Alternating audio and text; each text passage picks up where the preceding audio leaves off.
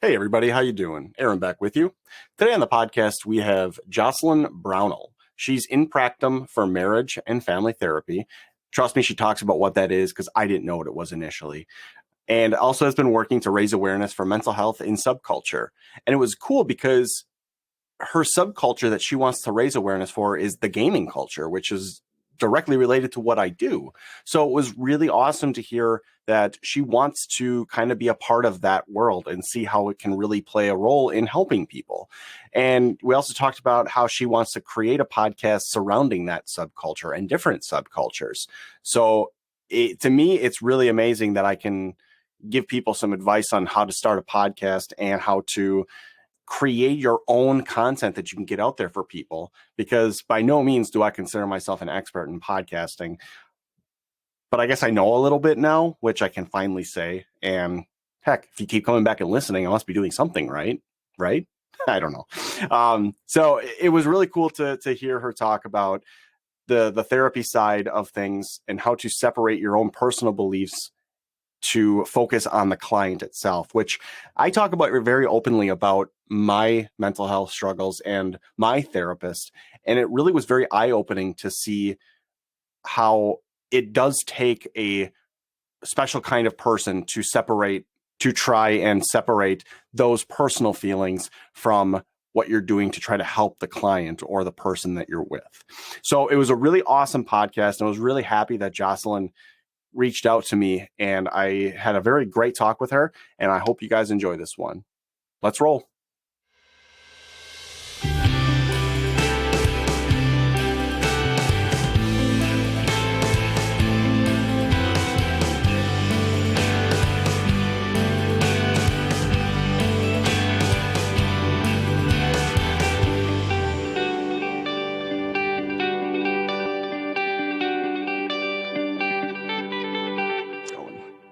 All right. Hi, everybody. Welcome back to the podcast. Today, I have Jocelyn Brownell. She is in practicum for marriage and family therapy and has been working to raise awareness for the mental health in subculture. So, Jocelyn, thank you so much for coming on today.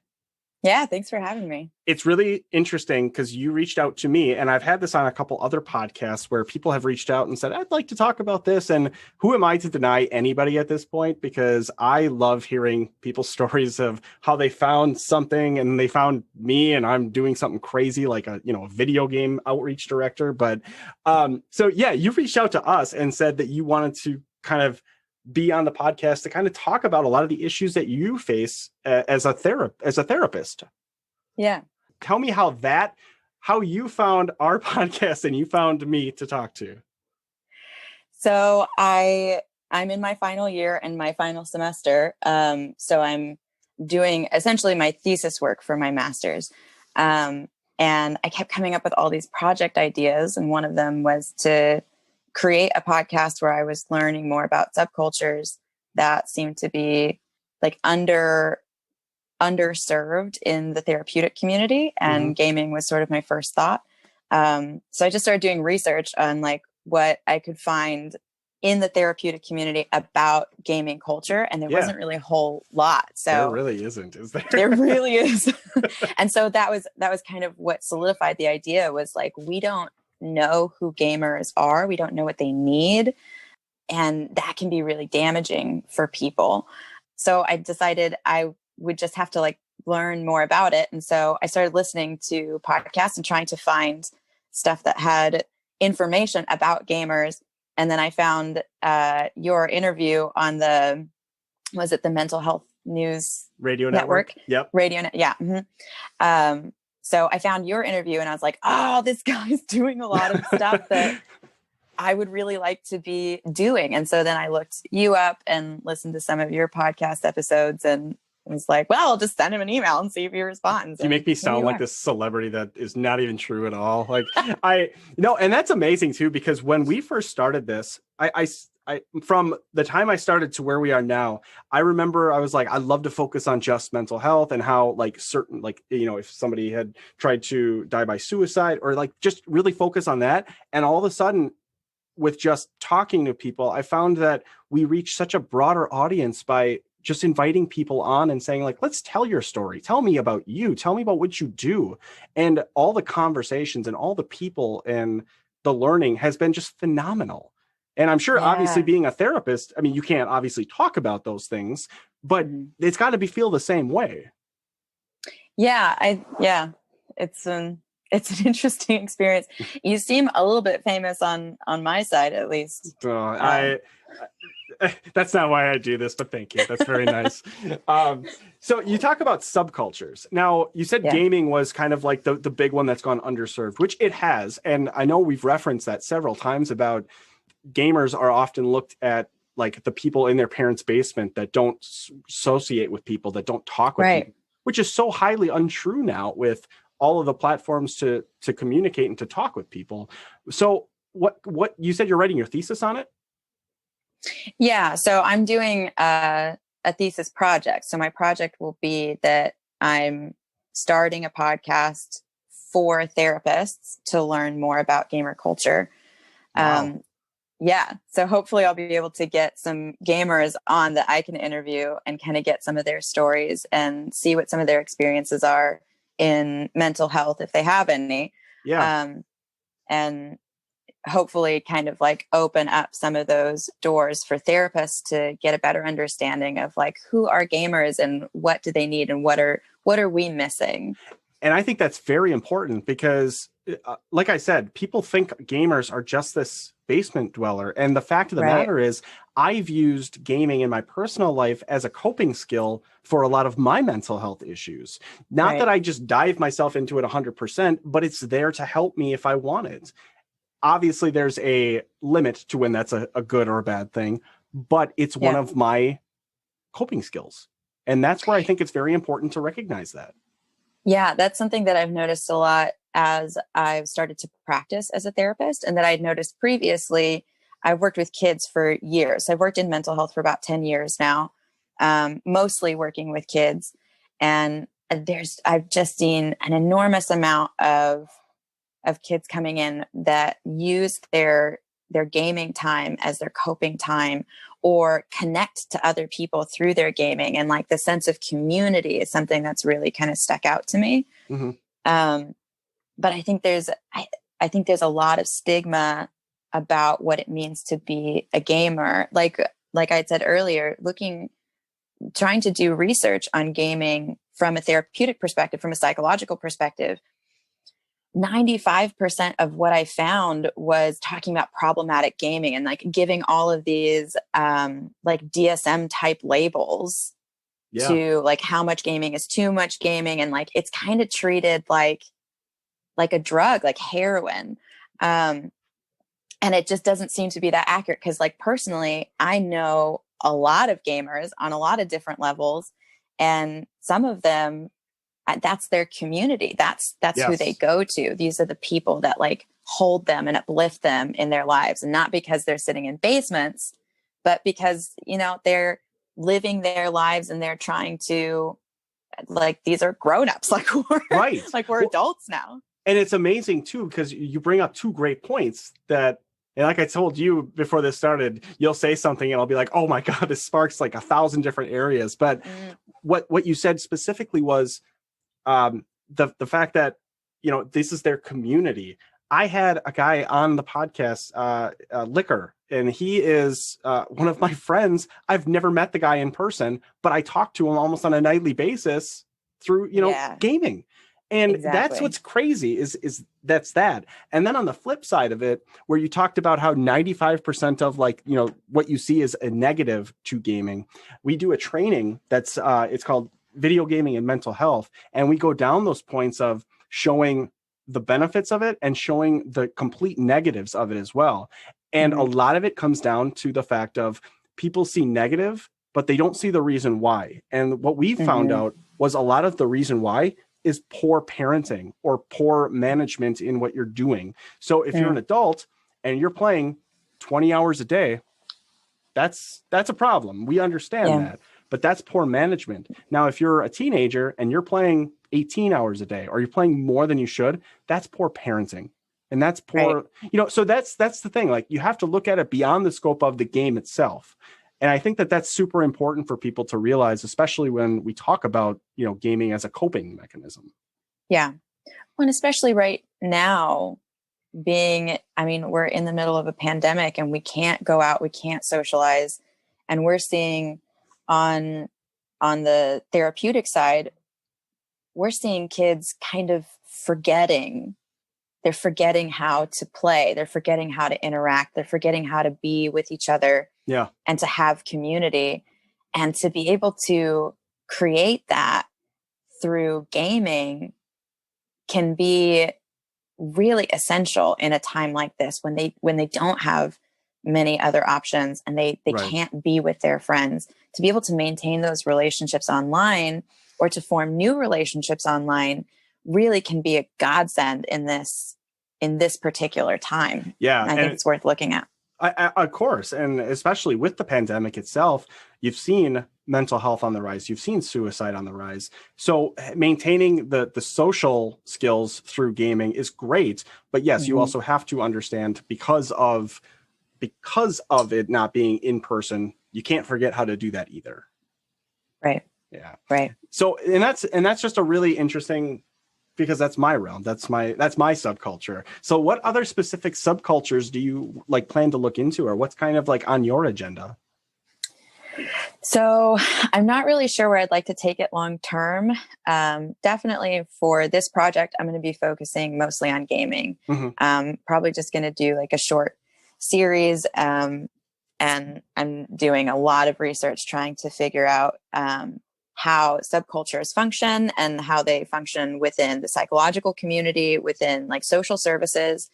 But ideally, I'd kind of like to be able to take it wherever it seems to go. I'd love to meet all different kinds of people. And I'm super chatty. I love having conversations. I love hearing people's stories. And that's a big part of why I got into being a therapist in the first place, is I just really love learning about people. Yeah.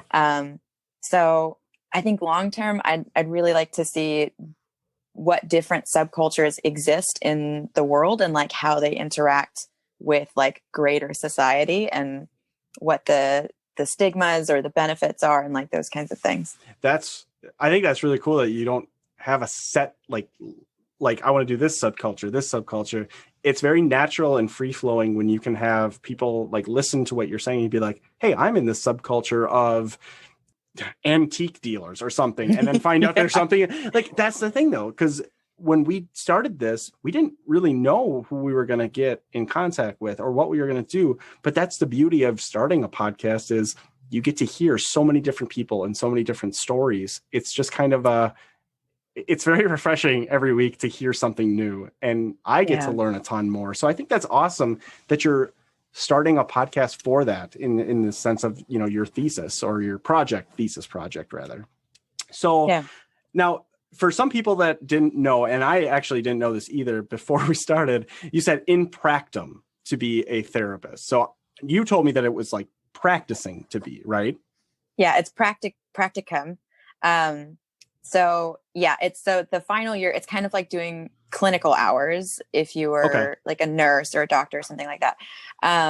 So the last year we get sort of flogged through and work as therapists for different work sites to get the experience. So we're practicing as therapists, but we're doing it also under the auspices of our school program. So kind of like an intern. Yeah, it's exactly like an internship. We have to call it something fancy. I'm like, yeah, I mean, that makes sense. It's just sound fancy and, do what you have to do. So obviously you don't get paid to do this. This is just intern hours, basically. Yes, I pay for the privilege to be able to. Yeah, and I'm sure how many people just side with you too at the same time. I can imagine. Yeah. So how many years have you gone to school to be a therapist?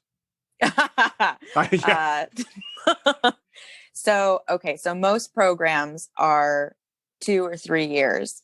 My program is a little bit longer. They usually recommend 4. For me, I kind of meandered through and did part-time.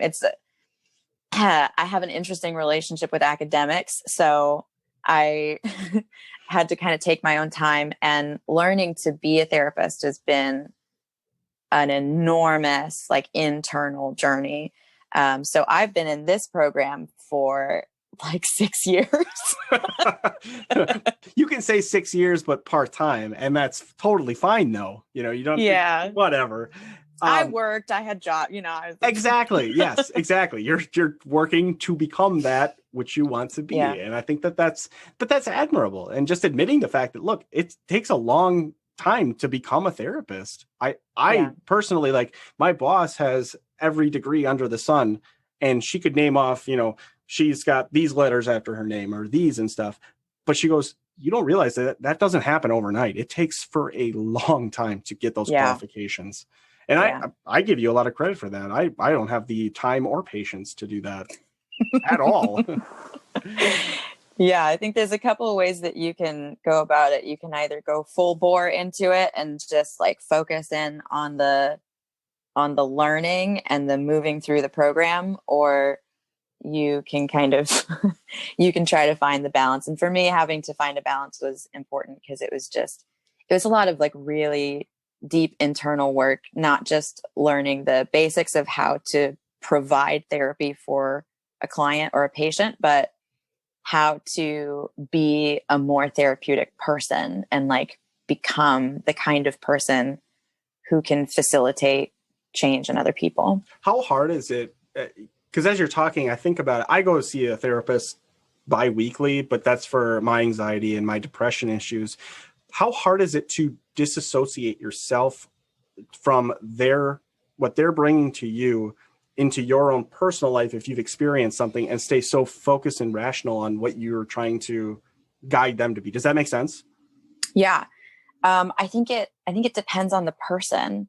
I think if you have a lot of natural empathy coming into it, it can be a little bit hard. And there are times when, like, no matter how how careful you are, you just can't keep that distance.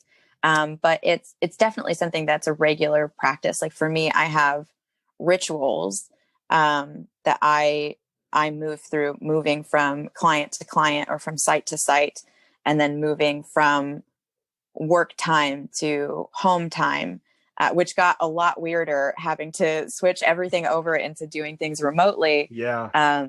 But yeah, like I'm a very ritualistic person that helps me internalize things. And so I have like specific ways that I go about leaving client time in client spaces and letting my personal life be my personal life. I think that's, and maybe you can correct me if I'm wrong, there has to be some healthy balance where I feel like I connect with my therapist on a very good level because she's just not complete book like smart. She's like, I could say something. She goes, yeah, that's this because of this, because of this. She brings this kind of empathetic style, but always keeps it like that barrier up where it doesn't completely cross into her own personal experiences. Yeah. And I feel like that's important because I wouldn't connect with somebody that is straight up, well, it has this diagnosis is because of this and all this book stuff. You have to connect with me on some sort of empathetic level for me to trust you more to talk about those things. Yeah. And I think that's why I chose to do an MFT program as opposed to going into social work or even a PhD in psychology. Well, I mean, part of the PhD is just way longer. But I think for me, I knew I needed to learn the therapeutic skills. I needed to learn how to hold space for a person to just be.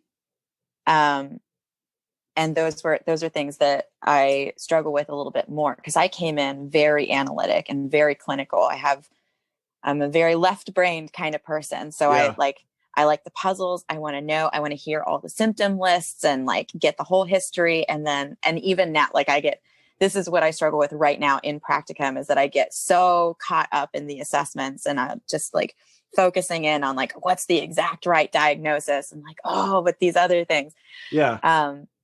And I knew that I needed to learn to just like create a space, and we call it the frame and the container, to be the frame and the container for another person's experience without throwing all of yourself or without having this cold clinical hands up kind of approach.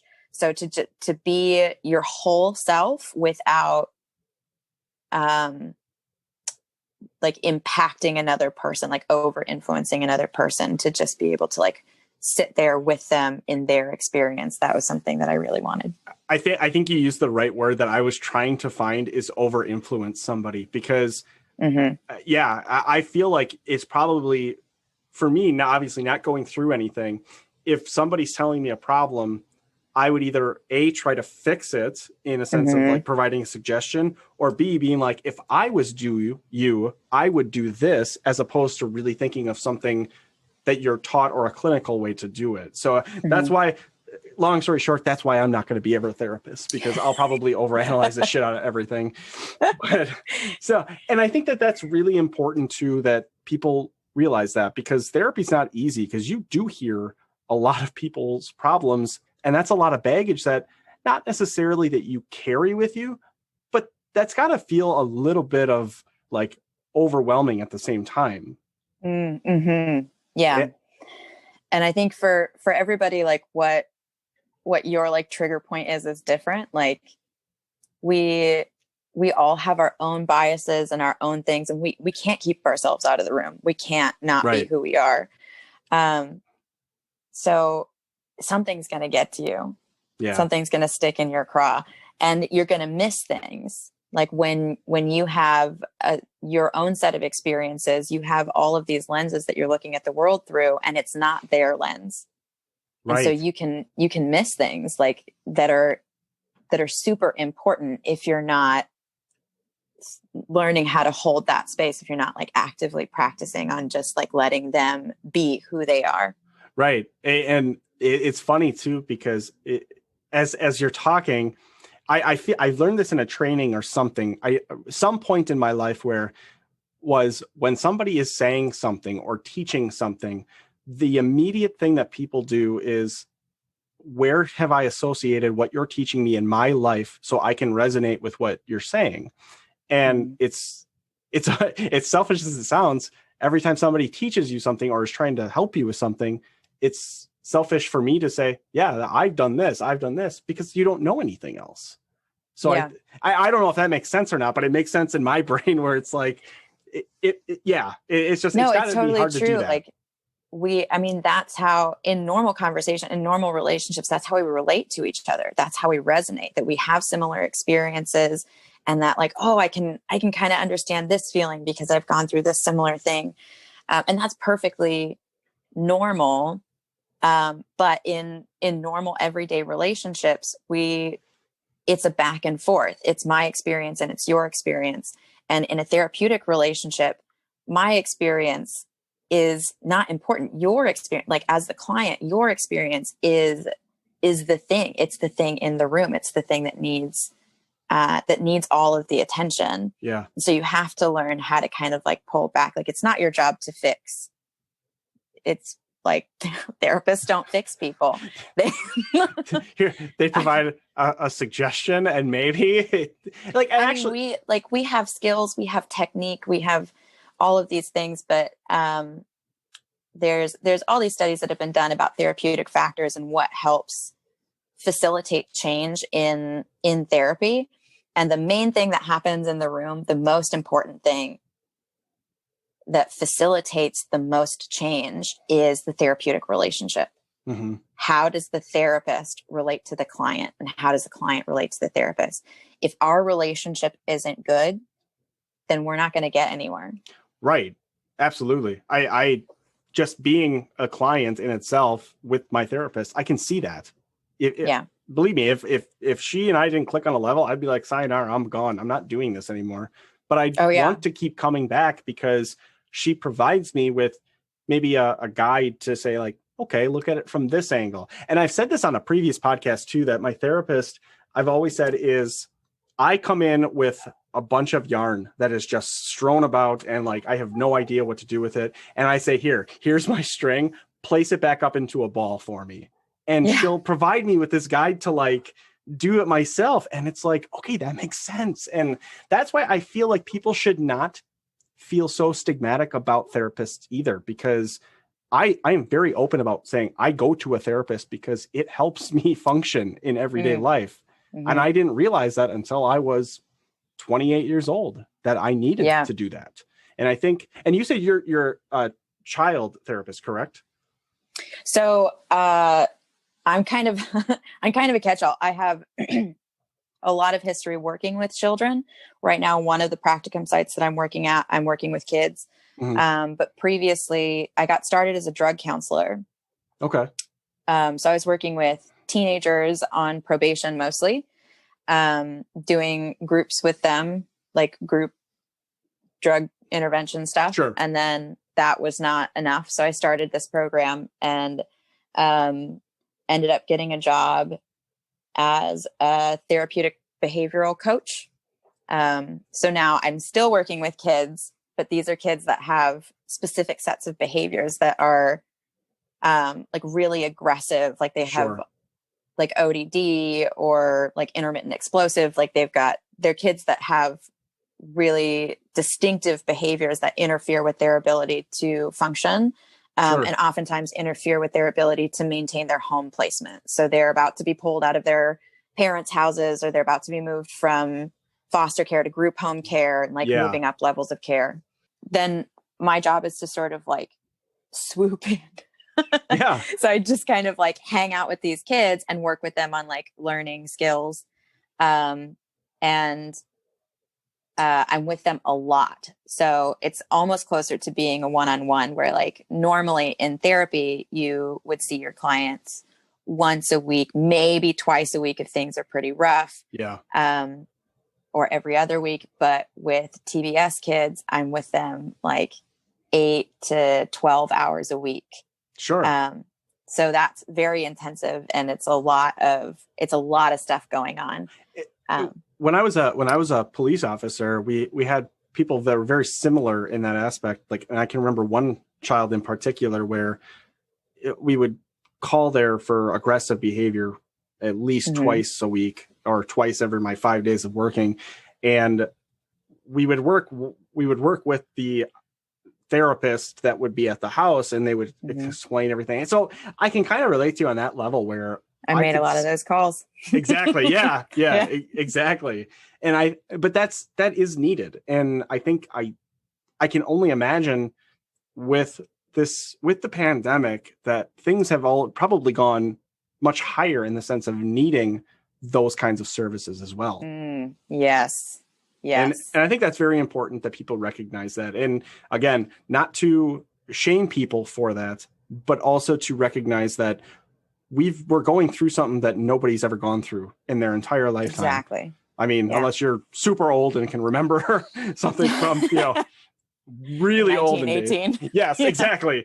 But that's the thing. We've never gone through something like this. So we're all going through this together. We're all learning. So there should be no stigma when it comes to something like that.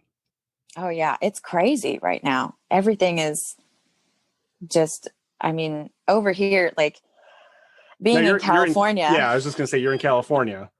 And I'm in the Central Valley in Fresno. So we're, I think not as bad as LA, but we also have fewer resources. And the San Joaquin Valley has gotten hit really, really hard.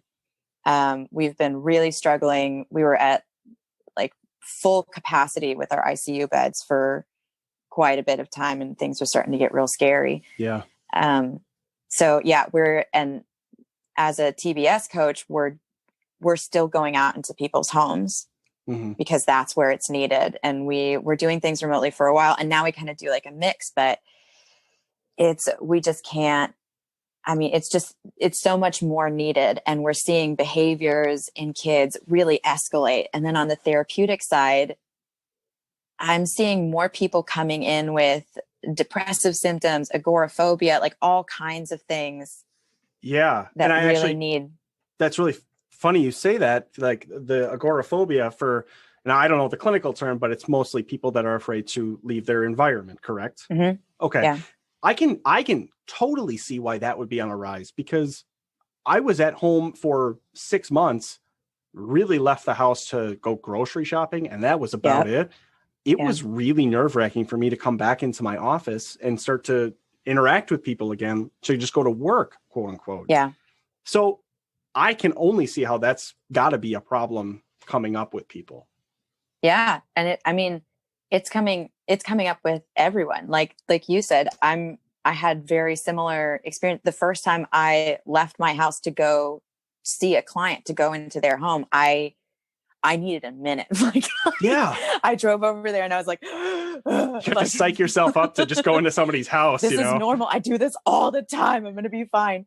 But it was so nerve wracking. And then it's different because you're not just going out like normal. Like, we have all these protocols. We all have to wear masks. We all have to socially distance. I can't be like up in their space. And like, if their rooms are too small, there's not enough space. And so I can't go in there, and like those kinds of things. Like, it's nerve wracking for everyone. And I mean, therapists right now, we're having a really weird time, right? Because we're getting all of these people who are really struggling with the side effects of being in a pandemic, and we're struggling with the side effects of being in a pandemic. Yes.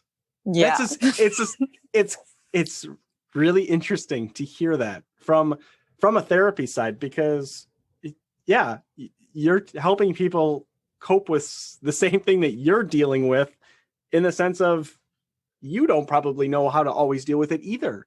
You have all these dynamic situations you have to adhere to, and yet you have to maintain that focus on the person that you're with. That seems like a lot, to be honest. It really does. Yeah. To be honest with you, I was a little bit frustrated because I'd taken so long to get through this program, and I was thinking to myself, if I had just gone through practicum last year, like, I could be working, and this is crazy I'm working at 2 practicum sites. I have a job. I still have classes to go to. I'm doing a thesis project. Yeah. Like, I've got all this stuff going on, and it's crazy. And I wish I had graduated earlier. But honestly, I have so many people to talk to right now that I wouldn't have if I was practicing on my own, or right. even if I was like working, like, yeah, you have a supervisor that you have to talk to when you're still like a baby therapist or whatever. Right. But I have a set of colleagues that I literally, like, I texted before coming on here, like, I'm nervous, guys. And they're like, it's going to be fine.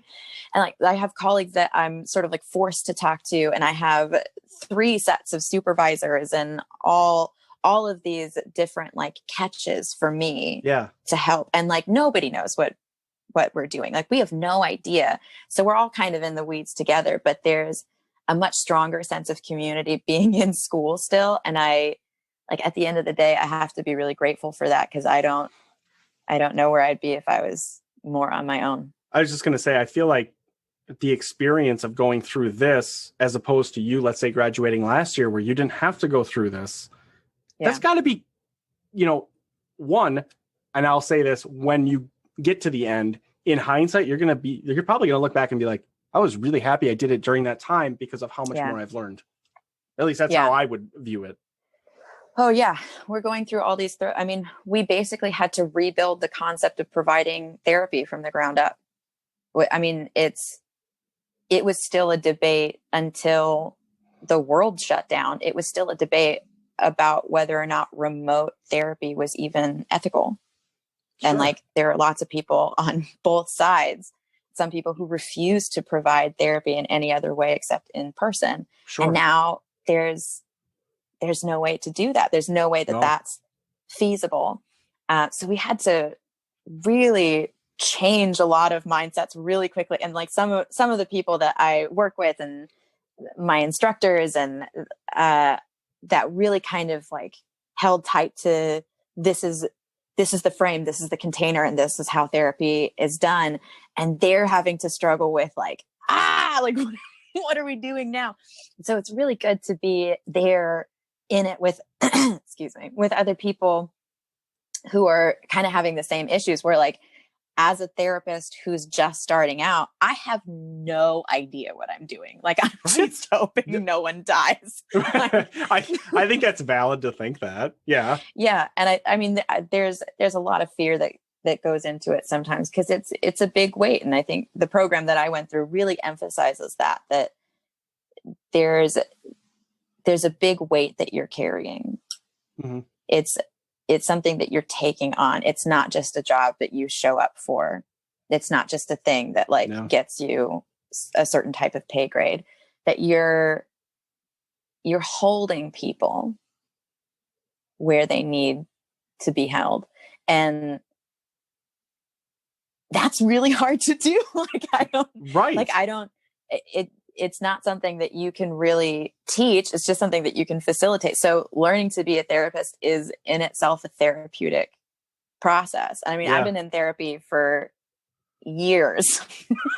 And like being in therapy has been really helpful because I'm kind of getting this sort of like back and forth experience. And like, thank God I finally found a therapist. And like we were talking about earlier, the therapeutic relationship, I finally found one. Like I blew through like 10 different therapists in my adult life until I finally found someone that's that really is very good at facilitating that kind of relationship, and our personalities kind of click a little bit.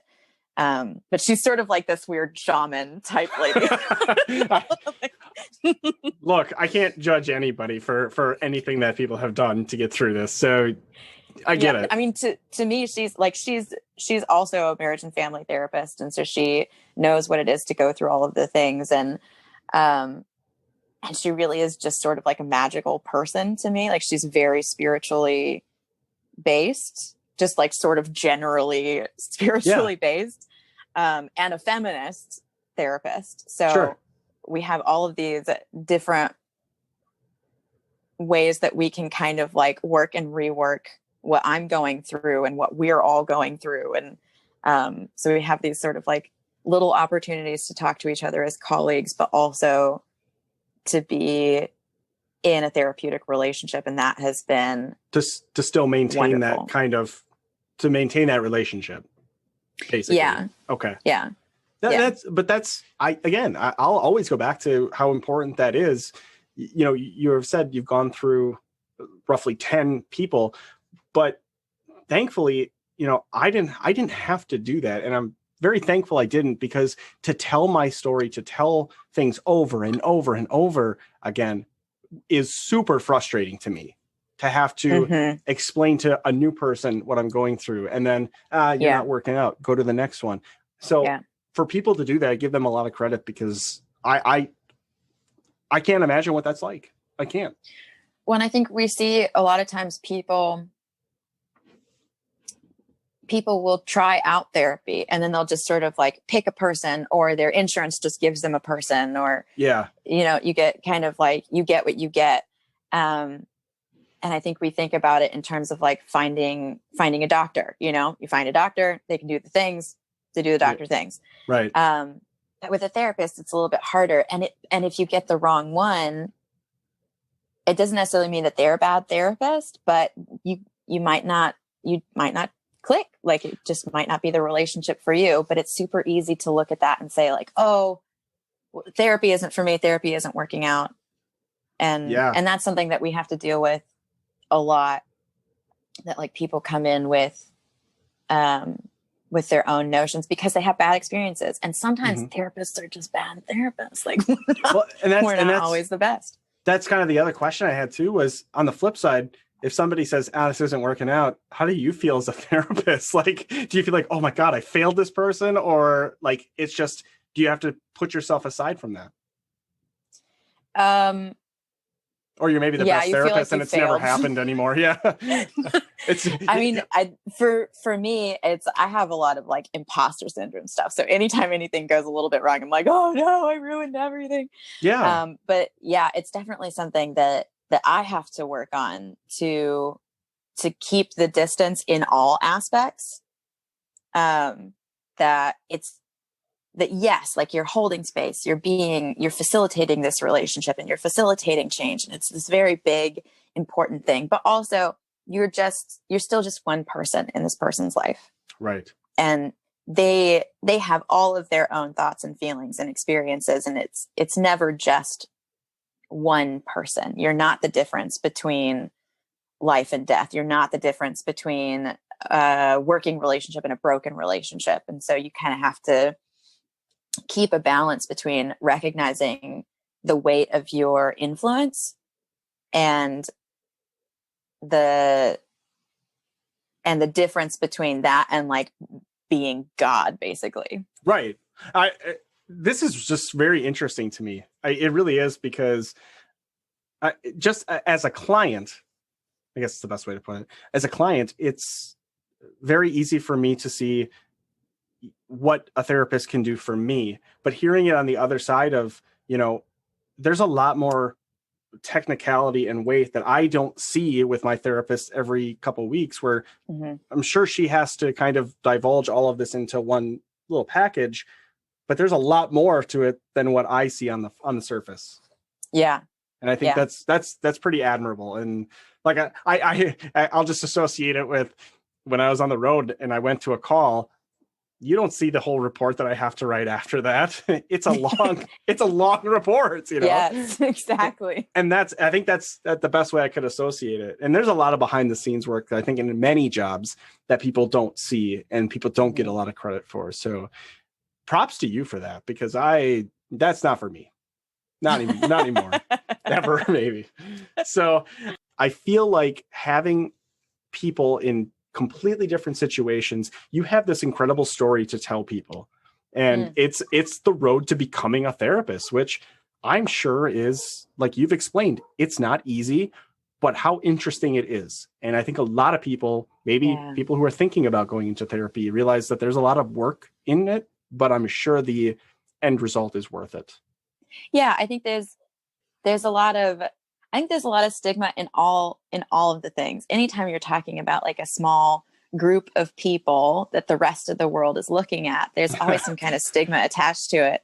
And so like that's why I wanted to look at gamer culture, is that we have so much stigma involved, but there's stigma with therapists. Like we we could be terrible, and we can be very scary or very cold, or there's all kinds of ways that that people view therapy and view what it means to be with a therapist. And I think like as a client, my biggest fear was always going too far too fast. That if I started going to a therapist, that they were just going to crack me open, and it was going to be this like floodgate of pain and trauma, and then I would fall apart. And that was why I had started going into treatment in the first place for myself, is that I have a bunch of my own mental health issues. And a lot of that was sort of rooted in my academic experience, hence taking forever. Right. Yeah. But when I started college, I basically completely fell apart. I just didn't know how to manage my life. And so I needed something. I needed some help. And I tried to see one therapist and then another therapist, and then somebody sent me to a psychiatrist, and the psychiatrist kept trying to put me on different kinds of medications. And it was just a really difficult process. And what ended up happening was I found people along the way. I found relationships along the way that bolstered me and that supported me in making my own change. And then I started to meet people in the therapeutic community that was what they did. Yeah, I don't think you're alone in thinking that, especially with people starting out college, because literally you get out of high school and then all of a sudden you have to make this big decision of what you want to do for your life. And then if you feel like you can't do it, look at the pressure, look at all of the money you've put into this. How can people not crack in college? Like, honestly, I don't know. Like, how did I get through college? I don't know. I think a lot of it really is just you adapt as you go. And I that's at least the best. God, if somebody asked me that question, how did you make it through college? My first thing is I have no fucking idea. I don't. But at the same time, you have to just learn, adapt, and change. And I think that's part of life too, I would assume. And I just think I'm glad to hear that, because it's good that people recognize that you're not going through that alone either.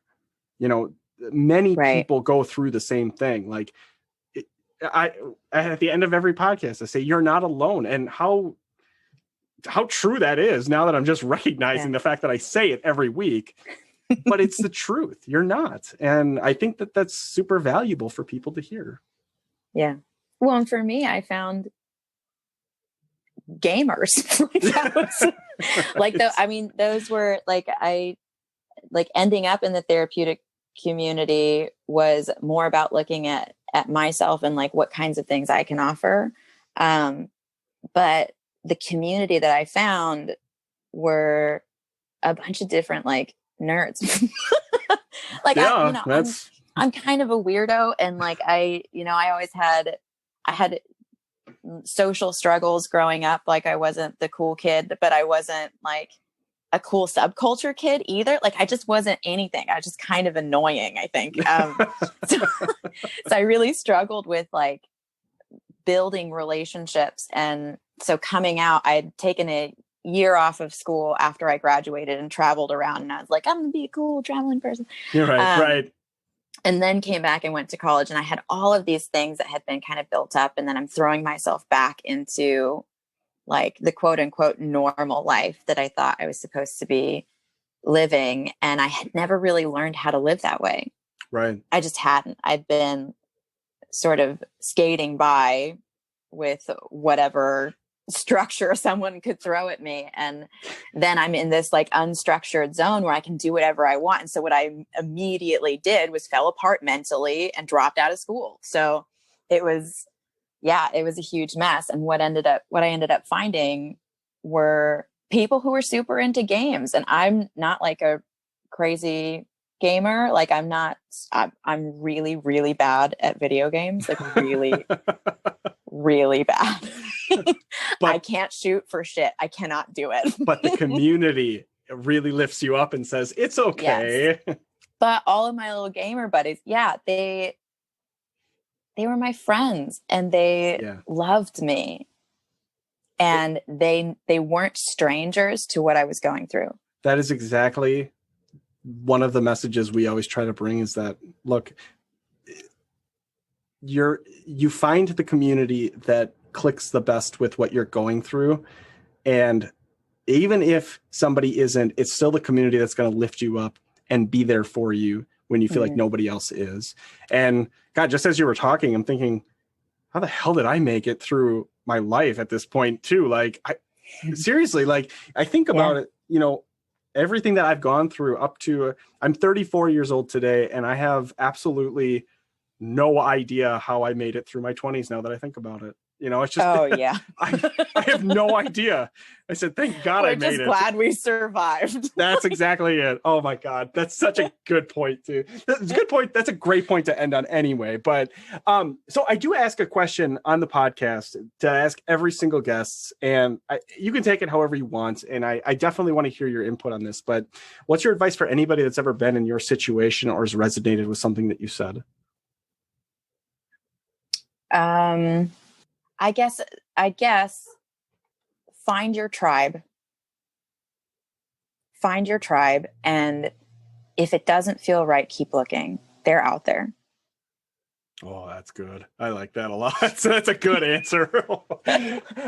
No, I think that's an awesome message. And I am so glad that I had the opportunity to talk with you today, because just talking, not again to a person that I've ever met, but you've brought so many amazing insights that made me think about, like, God, I was growing up and I had no idea what to do, but I clicked with this person. And it's funny how you get to where you're going and you have no idea how you got there. Is there if people want to learn more about what you're doing, or if they want to learn more about, how, let's say somebody wants to get a hold of you, if there's a gamer that wants to talk with you on your podcast, how can they get in touch with you? Yeah. So I'm looking for guests who might want to come on my podcast and just tell me about their experiences being a gamer, and being, in a gaming community. So I have an email, that I don't have the podcast set up yet, but, if anybody has any questions, or they think they might want to come on, or, they just want to chat for a bit, they can send me an email at wisdom.perls, but not spelled like that.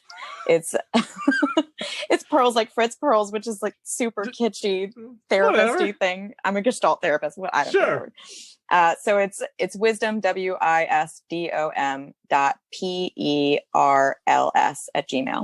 Okay, perfect. I can't say it again because there's no way I'd get it right. But please send me that. I will make sure I put that in the show notes. And again, if you want to be on her podcast, I think it's a very valuable thing to do to spread your message, to share your experiences and be open vulnerably, because it does create communication and it does open doors to a lot more if you're that way. So again, Jocelyn, thank you so much for coming on the podcast today. I really appreciate it. Yeah, thank you for having me. Jocelyn, thanks so much for coming on the podcast again. I wish you all the best of luck in your therapy journey, because like we talked about, seems like it's so much, but I know it'll pay off in the end. So I did find out afterwards that Jocelyn did get her podcast up and running. So I have it linked in the show notes below. Please go check that out. Like, subscribe to her. And if you know somebody that wants to be a guest on her podcast, please, please, please reach out to her. It is super important that we lift each other up and try to make sure that we can spread the message and really make sure that we support one another. And the fact of the matter is that I can support another podcaster. I definitely am going to do that. So please check out Jocelyn's podcast, Gaining Pearls of Wisdom. Pearls is spelled differently, so make sure you see that down below. So anyway, did you like today's podcast? If you did, please like, share, subscribe, follow. Anything that you do to promote the podcast is positive, and it helps us out a ton. Give us 5 stars. Write a review. If you like a certain type of guest, please say that. Let us know. We can only keep getting bigger and getting better with the input from the listeners. So please don't hesitate to ever reach out. Please like, share, subscribe. Visit the center on the social pages. You can visit us at the website. It's www.centerforsuicideawareness.org. Or you can visit us on our Facebook, Twitter, Instagram, Twitch, Discord. We're on it all. Lately, I've started up streaming again for the center. So check us out on Twitch, because I do stream gaming. I talk with people. I make it a very nice environment. It's very comfortable. It's fun. And I love seeing people come in and say, hey, I heard you from the podcast or anything. I love talking with people. So please check us all out on those social pages. We did reference it in the podcast earlier, but we are a part of the Mental Health News Radio Network. That's how she found me. She listened to the podcast that I did with Kristen, the founder of Mental Health News Radio Network. So it's this collection of really amazing podcasts that all have a specific focus with mental health or something similar to it. But it's got everything under the sun, and it's super valuable that we're a part of them, because they brought us really amazing guests, and we want to make sure that we can keep spreading the message with them as well. So please check them out in the link below, mentalhealthnewsradionetwork.com. If you have questions, comments, concerns, please email me, Aaron, AARON, at centerforsuicideawareness.org. I want to know what I can do to make your podcast listening experience better, because we're only going to keep getting bigger and better. And I want to make sure that I keep adhering to the listeners that I have. So email me, Aaron, AARON, at centerforsuicideawareness.org. We at the center are very happy to still promote this week in and week out, is that we're the creators of the text-based emotional support service called the HOPELINE. All you would have to do is text HOPELINE to 741-741, and you'll be connected to one of our trained specialists, free of charge, to talk text-based with somebody about anything. It doesn't have to be necessarily suicide. It can be a mental health issue. It could be questions about a friend going through it. It could be financial issues, LGBTQ issues. It can be anything. We are here to support the people that want to use that service. And sometimes using a text-based service is a little bit more comfortable opening and sharing things than talking in person or with somebody in person. So if you need something, please use it. That's why we have it. So again, text HOPELINE to 741-741. I sit in my office now and I get to do the outro for the podcast. And it's really cool because I finally found my groove with how I can get things done and get these podcasts out there. But it's always nice because I don't have a script coming into the intros or the outros. They just kind of come naturally to me. And it's really nice because I never wanted this podcast to be scripted. I never wanted it to be an interview style. It's nice that I get to do it in my style because a lot of people don't have this opportunity. And I have to be so grateful for that. So I'm grateful for you taking the time to listen week in and week out because it keeps driving me to do better and better and better at this. So it's very important that you as the listener know that I care about you and I want to give you the best stuff that I can. So like I say, every single week, be kind to one another. You are loved and you are important. And remember, you are not alone. Take care, everybody. Bye.